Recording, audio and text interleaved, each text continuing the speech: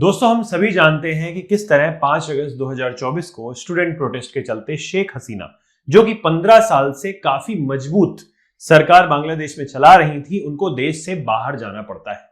और इसके बाद देश में एक इंटरिम लीडर, अंतरिम नेता आते हैं जिनका नाम होता है मोहम्मद यूनुस, और मोहम्मद यूनुस आकर के अंतरिम सरकार को संभालते हैं। रिसेंटली मोहम्मद यूनुस की अध्यक्षता में, उनके नेतृत्व में बांग्लादेश के लिए एक नया राष्ट्रपति चुना जाता है, मोहम्मद शहाबुद्दीन। और मोहम्मद शहाबुद्दीन का यह बयान आता है कि शेख हसीना ने देश छोड़ दिया, बट उन्होंने कुर्सी छोड़ी, इसके लिए कोई भी रेजिग्नेशन लेटर मुझे तो नहीं मिला। इसका मतलब है कहीं ना कहीं शेख हसीना को लेकर जो बात कही जा रही है कि मोहम्मद शहाबुद्दीन उनकी सरकार के वक्त उनके पपेट हुआ करते थे, वो सही साबित होती है। और इसकी वजह से स्टूडेंट्स एक बार फिर से राष्ट्रपति भवन, जिसको कि बंग भवन बोलते हैं, उसके चारों ओर घेराव कर लेते हैं और प्रोटेस्ट शुरू कर देते हैं। दोस्तों, मेरा नाम है Prakhar Tripathi and welcome to Chahal academy YouTube channel. So the topic for our today's discussion is कि क्या बांग्लादेश में चुने गए नए राष्ट्रपति हसीना, शेख हसीना के पपेट हैं, उनके क्रॉनी हैं। इसी को लेकर प्रेसिडेंशियल पैलेस के सामने लगातार प्रोटेस्ट चल रहे हैं। तो बंग भवन जो है उसको पूरी तरीके से घेर लिया गया है, जो कि ऑफिशियल रेजिडेंस है मोहम्मद शहाबुद्दीन का। Protest were organised by the anti discrimination student movement. ऐसा कहा जाता है कि जो पिछली सरकार थी या आवामी लीग की जो सरकार थी, वो डिस्क्रिमिनेटरी सरकार थी, वो कुछ पर्टिकुलर ग्रुप्स के अगेंस्ट काफी डिस्क्रिमिनेशन करती थी। तो इसलिए जो स्टूडेंट्स हैं उन्होंने प्रोटेस्ट करना चालू कर दिया है और उन्होंने सरकार के सामने कुछ 5 डिमांड्स रखी हैं। पहली डिमांड यह है कि जो पपेट प्रेसिडेंट आप ला रहे हो उसको रिजाइन दिलवाओ, उसका इस्तीफा चाहिए हमें। तो प्रोटेक्टर्स ने यह बोला है कि जो प्रेसिडेंट नए चुने गए हैं मोहम्मद शहाबुद्दीन जी, ये शेख हसीना गवर्नमेंट के समय उनके कठपुतली हुआ करते थे। और साथ ही साथ प्रोटेस्टर्स ने यह बोला है कि 1972 का जो हमारा कॉन्स्टिट्यूशन था वो डिस्क्रिमिनेटरी कॉन्स्टिट्यूशन था और वो करंट नीड्स को, करंट रिक्वायरमेंट्स को फुलफिल नहीं करता है। इसलिए हमें 1972 के कॉन्स्टिट्यूशन को एबॉलिश करने की जरूरत है और हमें एक नए कॉन्स्टिट्यूशन की जरूरत है, जिससे कि हम अपने पॉलिटिकल फ्रेमवर्क को चेंज कर पाएं और कंटेम्परेरी पॉलिटिकल चैलेंजेस जो हमारे सामने हैं उनको एड्रेस कर पाएं। साथ ही साथ आवामी लीग की एक युवा मोर्चा है। जैसे हमारे देश में भी हम देखते हैं कि कई सारी पॉलिटिकल पार्टीज की युवा मोर्चा है, जैसे कि एबीवीपी जो है वो एक युवा मोर्चा के तौर पर कार्य करता है, एनएसयूआई एक युवा मोर्चा के तौर पर काम करता है, आईएसआ और एसएफआई जैसे संगठन हैं वो भी युवा संगठन के तौर पर कार्य करते हैं तरह तरह की पॉलिटिकल पार्टीज के लिए। उसी तरह से शेख मुजीबुर रहमान ने बांग्लादेश में भी एक युवा मोर्चा बनाया था जिसका नाम था बांग्लादेश छात्र लीग। ये बांग्लादेश छात्र लीग को जनरली पाया गया है इन्वॉल्व पॉलिटिकल वायलेंस में और इसका यूज करती है आवामी लीग। तो हमारी जो नए प्रोटेस्ट हैं उसमें स्टूडेंट्स की डिमांड यह है कि बांग्लादेश छात्र लीग का डिसोल्यूशन किया जाना चाहिए, क्योंकि ये लगातार कई पॉलिटिकल वायलेंस में, पॉलिटिकल हिंसाओं में, राजनीतिक हिंसाओं में शामिल मिले हैं। साथ ही साथ जो रीसेंट इलेक्शंस 2018 के और 2024 के इलेक्शंस हुए हैं उनको भी ये स्टूडेंट्स बताते हैं कि ये इनवैलिड इलेक्शंस हैं, इनको इनवैलिड करार देना चाहिए। और they ask for proclamation of new Republic, जिसमें कि जो कंट्री का गवर्नेंस होगा वो नए तरीके से होगा। सरकार का जो अथॉरिटेरियन नेचर है वो हमें देखने को नहीं मिलेगा, ज्यादा डेमोक्रेटिक होगा वो नेचर। अच्छा, इसके मायने क्या है, इसके ब्रॉडर इंप्लीकेशंस हमें क्या देखने को मिल सकते हैं जो बांग्लादेश में अभी माहौल है। तो सबसे बड़ी चीज है कि जो अथॉरिटेरियनिज्म है कि एक ही परिवार लगातार बांग्लादेश पर राज करता आ रहा है, हो सकता है उस परिवार की अथॉरिटी का इरोजन हो जाए, वो अथॉरिटी खत्म हो जाए, because there is resistance growing among people.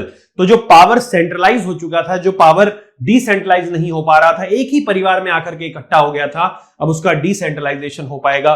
Youth activism को बढ़ावा मिलेगा और केवल बांग्लादेश में ही इसका इंपैक्ट नहीं पड़ेगा, इसका इंपैक्ट आसपास वाले देशों में भी पड़ेगा, क्योंकि यूथ लगातार अवेयर होता जा रहा है और वो पॉलिटिकल पार्टीज या फिर गवर्नमेंट के किसी भी डिसीजन को लेकर काफी क्रिटिकल अप्रोच रखता है, राइट। तो इससे यूथ एक्टिविज्म भी होगा, साथ ही साथ इससे कई सारे पॉलिटिकल रिफॉर्म आएंगे, कई सारे कॉम्प्रिहेंसिव चेंजेस आएंगे गवर्नेंस में और लोग अपने सिविल राइट्स को ज्यादा एक्सरसाइज कर पाएंगे, अपने अधिकारों के लिए लोग ज्यादा तत्पर होंगे।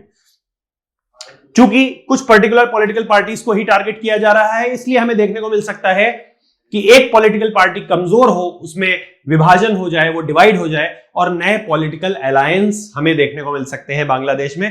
साथ ही साथ गवर्नेंस के पूरे स्ट्रक्चर पर इसका इंपैक्ट पड़ेगा, क्योंकि स्टूडेंट तब तक रुकने वाले नहीं है जब तक उनको जस्टिस नहीं मिल जाता, जब तक उनको अपने राइट्स एक्सरसाइज करने को नहीं मिल जाते। साथ ही साथ इंटरिम गवर्नमेंट के ऊपर भी ये चैलेंज रहेगा कि वो किस तरीके से स्टूडेंट्स की ग्रीवांसेस, उनकी और जो इनस्टेबिलिटी है उसके साथ इनस्टेबिलिटी अस्थायित्व के रहते हुए उनकी ग्रीवांसेस को पूरी तरीके से फुलफिल कर पाए। इस चीज पर इंटरनेशनल अटेंशन भी आ रहा है, प्रेशर आ रहा है। प्रोटेस्ट में attract global scrutiny leading to increased pressure on the government to uphold democratic principles and human rights. Government को अब ज्यादा इंटरनेशनल स्टैंडर्ड्स के हिसाब से डेमोक्रेटिक राइट्स और ह्यूमन राइट्स का ख्याल रखते हुए ही गवर्नमेंट को चलाना होगा। साथ ही साथ पॉलिटिकल लेजिटिमेसी का भी रीइवैल्यूएशन होगा। Challenges to existing structure could prompt a reassessment of power distribution and governance in Bangladesh की। इतने समय से जो एक सरकार लगातार चली आ रही थी, अनचैलेंज सरकार चली आ रही थी, उसका रीइवैल्यूएशन करने का वक्त है।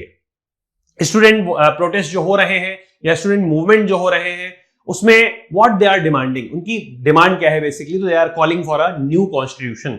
न्यू कॉन्स्टिट्यूशन किस लिए चाहिए कि भाई नया कॉन्स्टिट्यूशन, नया संविधान जो हम बनाएंगे उसमें हम रियल टाइम जो प्रॉब्लम्स हैं हमारी, रियल टाइम ग्रीवांसेस जो है हमारी, 1972 में हमें इतना पता नहीं था अपने बारे में, बट अब हमें काफी कुछ पता चल गया है कि हमें कैसे राइट्स चाहिए, ठीक है, स्टेट की क्या क्या ड्यूटीज होनी चाहिए और इसके अलावा बहुत सारी प्रोविजंस, इनको हम शामिल कर सकते हैं उस कॉन्स्टिट्यूशन में। हमारे यहाँ नए नए सोशल इश्यूज हैं, उससे रिलेटेड लॉज बना सकते हैं हम। प्लस नया कॉन्स्टिट्यूशन बनने से लोगों को अपने democratic rights, civil rights, legal rights, इनके बारे में जानकारी मिलेगी। उसके अलावा डायलॉग इससे एस्टैब्लिश होगा, right. It fosters broader participation in political discussion. साथ ही साथ बांग्लादेश छात्र लीग का डिसोल्यूशन होना चाहिए, क्योंकि पॉलिटिकल वायलेंस में शामिल मिले हैं ये लोग। प्लस साथ ही साथ एक सरकार जो है अपना युवा मोर्चा बना करके लोकल लेवल पर काफी अपनी मार्केटिंग करती है, जिससे ऑथोरिटेरियनिज्म आता है, राइट। उसके अलावा गवर्नेंस पर क्या असर पड़ेगा इसका कि भाई कई सारे पॉलिटिकल रिफॉर्म्स नए नए होंगे, नए पॉलिटिकल अलायंस बनेंगे, पब्लिक सेंटिमेंट चेंज होगा, पब्लिक सेंटिमेंट बदलेगा और साथ ही साथ लोग आपस में हमें ज्यादा एंगेज होते हुए दिखेंगे। सिविल सोसाइटी ऑर्गेनाइजेशंस एक्टिव हो जाएंगे, कई सारे एनजीओज एक्टिव हो जाएंगे, जो गवर्नमेंट का वॉइड क्रिएट हुआ है उस वॉइड को फिल करने की कोशिश करेंगे। किसी भी तरीके का जो मूवमेंट होता है वो रेजिस्टेंस दिखाता है कि भाई सोसाइटी में कुछ ना कुछ गलत हो रहा था बहुत लंबे समय से और उसको सही करने की कोशिश करी जा रही है। तो मार्जिनलाइज्ड ग्रुप जो है उनको एम्पावर करता है ये रेजिस्टेंस। जो गरीब लोग हैं, जो ऐसा तबका है जो पिछड़ा हुआ है, ऐसे वर्ग को इस तरीके के मूवमेंट जो है एक नया अवसर देते हैं तरक्की करने का, सफल होने का। साथ ही साथ फ्यूचर मूवमेंट्स जो भारत या इसके आसपास जो भी रीजनल कंट्रीज हैं, जैसे पाकिस्तान है, वहां पर भी लगभग सेम कंडीशन चल रही है, बट इस तरीके का कोई मूवमेंट हमें देखने को नहीं मिलता है, क्योंकि अवेयरनेस की कमी है, सोशल अवेयरनेस की कमी है। बट इस तरीके के यूथ मूवमेंट को देखते हुए हमें देखने को मिल सकता है कि रीजन में कई सारे देशों में हमें ऐसे मूवमेंट, छोटे छोटे स्टूडेंट मूवमेंट देखने को मिले। इससे रिलेटेड एक क्वेश्चन मैंने यहां पर आपके लिए बनाया हुआ है कि analyse the recent protest in Bangladesh that have centered around demands for President Mohammad Shahabuddin's resignation and the broader implication for country's political landscape।